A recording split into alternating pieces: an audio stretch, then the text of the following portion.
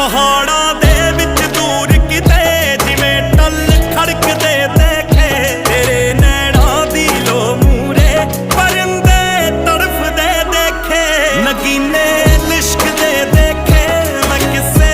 ਇਸ਼ਕ ਦੇ ਦੇਖੇ ਕਿ ਮਰਦੇ ਮਰਦੇ ਆਸ਼ਿਕ ਵੀ ਖੁਸ਼ੀ ਨਾਲ ਮੜਕਦੇ ਦੇਖੇ ਮੈਂ ਚਮਕਦੀਆਂ ਧੁੱਪਾਂ ਵਿੱਚ ਵੀ ਇਹ ਬੱਦਲ ਕੜਕਦੇ ਦੇਖੇ ਤੇਰੇ ਨੈਣਾਂ ਦੀ ਲੋ ਮੂਰੇ ਪਰਿੰਦੇ ਤੜਫਦੇ ਦੇਖੇ ਕਿਉਂ ਅਕਸਰ ਪਿਆਰ ਨੂੰ ਅੜਿਆ ਭੁਲੇਖਾ ਸਮਝਦੇ ਲੋਕੀ ਜੋ ਟੱਪੀ ਜਾ ਨਹੀਂ ਸਕਦੀ ਉਹ ਰੇਖਾ ਸਮਝਦੇ ਲੋਕੀ ਕਿ ਪਰਦੇ